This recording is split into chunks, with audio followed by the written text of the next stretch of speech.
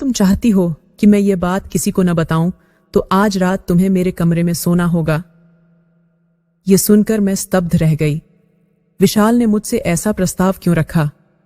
कमरे में जाने के बाद मैं बिस्तर पर लेट गई। फिर विशाल ने, दोस्तों, इस कहानी को पूरा सुनने के लिए चैनल को सब्सक्राइब करके बेल आइकन को ऑल पर करना मत भूलिएगा, क्योंकि अगला वीडियो आपका इंतजार कर रहा है।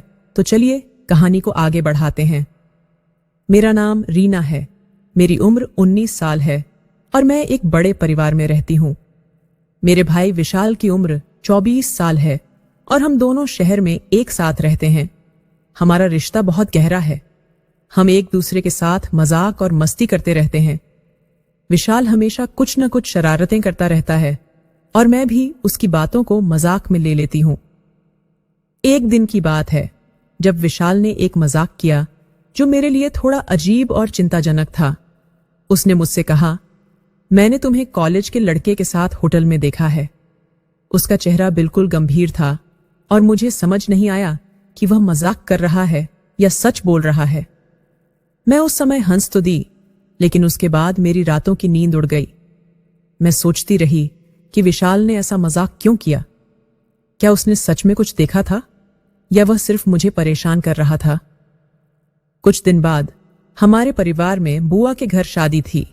सभी रिश्तेदार और परिवार के लोग शादी में चले गए, लेकिन मेरी तबीयत ठीक नहीं होने के कारण मैं और विशाल घर पर ही रुक गए।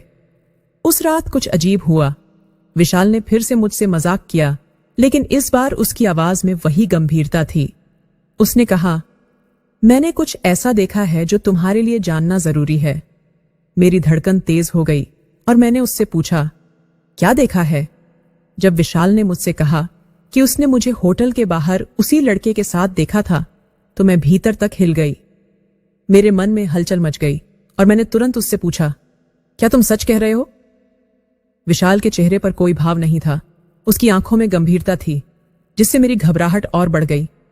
उसने धीमी आवाज में कहा, हां रीना, यह सच है।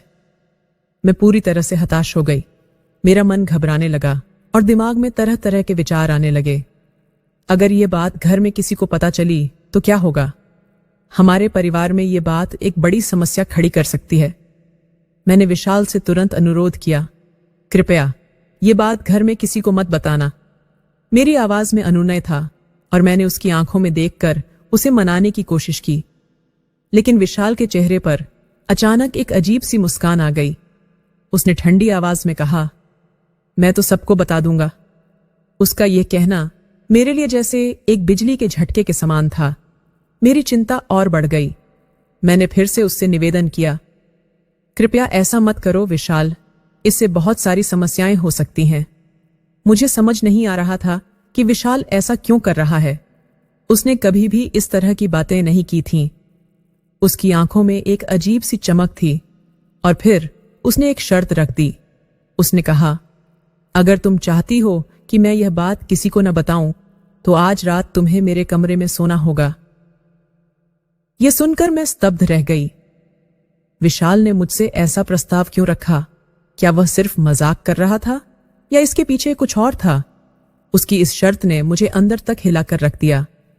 मैंने तुरंत इस प्रस्ताव को ठुकरा दिया और अपने कमरे में चली गई, लेकिन वहां जाकर भी मैं चैन से नहीं बैठ पाई। मेरा मन लगातार उधेड़बुन में लगा रहा। अगर विशाल ने यह बात किसी को बता दी तो क्या होगा? अपने कमरे में जाने के बाद मैं बिस्तर पर लेट गई, लेकिन नींद तो दूर की बात थी, मेरे मन में तूफान मचा हुआ था। मैं बार बार सोच रही थी कि विशाल ने ऐसा क्यों कहा। क्या वह सच में ऐसा कर सकता है? क्या वह सच में यह बात घर में किसी को बता देगा?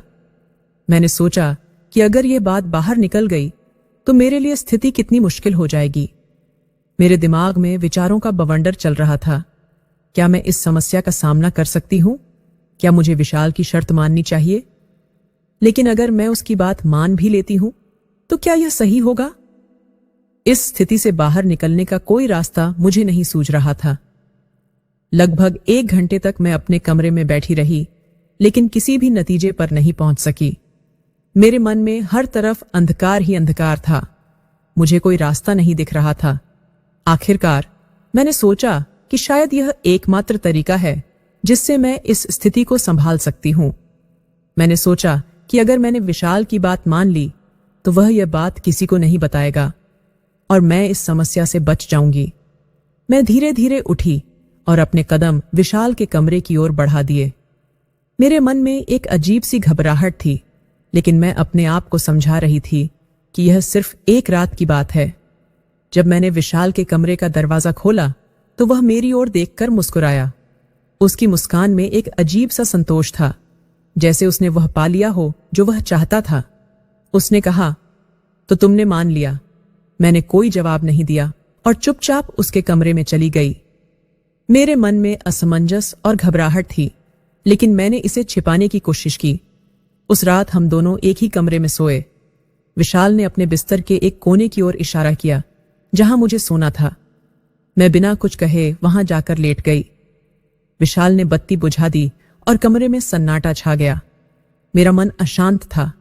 मैं सोच रही थी कि विशाल ने ऐसा क्यों किया।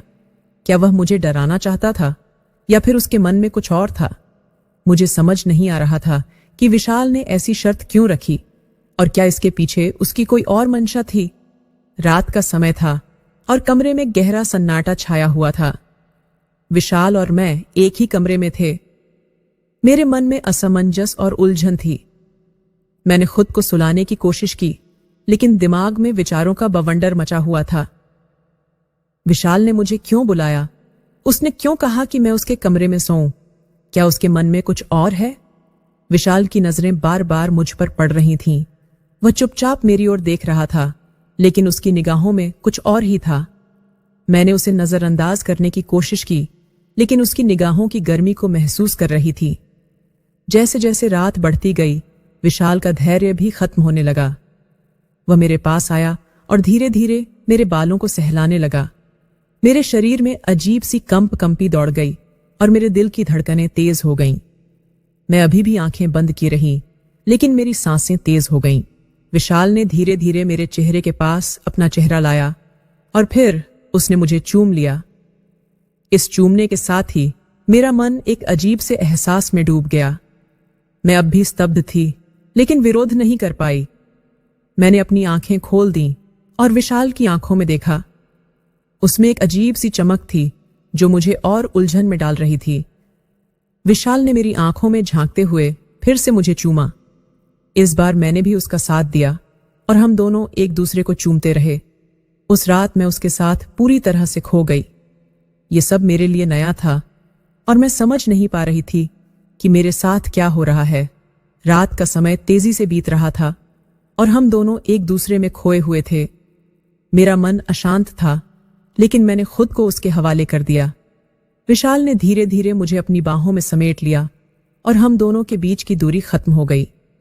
हमारी सांसें अब एक दूसरे से मिल रही थीं और हम एक दूसरे को चूमते चूमते कब सुबह हो गई हमें पता ही नहीं चला। यह रात मेरे लिए एक अजीब और अप्रत्याशित अनुभव था जो मैं कभी नहीं भूल पाऊंगी। सुबह की पहली किरणें कमरे में दाखिल हो रही थीं और हमारे घर के बाकी सदस्य भी बुआ के घर से वापस लौट रहे थे। यह रात हमारे लिए एक रहस्य बन गई थी, जिसे हम दोनों के अलावा कोई नहीं जानता था। मैं अब भी उस रात के बारे में सोच रही थी। क्या मैंने सही किया? क्या मुझे इसके लिए तैयार होना चाहिए था? मेरे मन में सवाल ही सवाल थे, लेकिन अब मेरे पास कोई जवाब नहीं था। विशाल ने उस रात कुछ ऐसा कहा था जो मुझे और भी उलझन में डाल गया।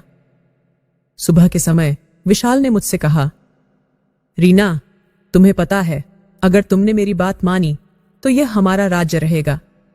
उसकी बातों में एक अजीब सी गंभीरता थी और उसके चेहरे पर एक रहस्यमयी मुस्कान थी। मैंने उससे पूछा, लेकिन तुम मुझसे यह सब क्यों चाहते हो?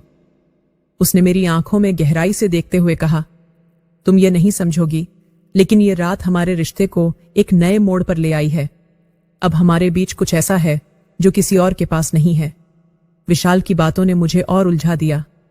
उसने मुझसे कुछ और कहा जो मेरे दिल में गहरा असर कर गया। उसने कहा, अगर तुमने मेरी बात नहीं मानी तो मैं यह सब किसी और को बता दूंगा। उसके यह कहने से मैं और घबरा गई। मेरे पास कोई और विकल्प नहीं था। मैंने महसूस किया कि इस खेल में मुझे उसका साथ देना होगा। वरना वह हमारे इस राज को सबके सामने खोल देगा।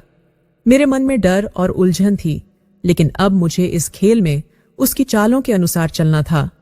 मैंने आखिरकार उसकी बात मानी और वह किया जो उसने मुझसे कहा था। उसने जो मुझसे कहा वह सुनकर मेरे होश उड़ गए। आखिर विशाल ने रीना से क्या कहा होगा कि रीना के होश उड़ गए। ये जानने के लिए आने वाली नेक्स्ट वीडियो को देखें।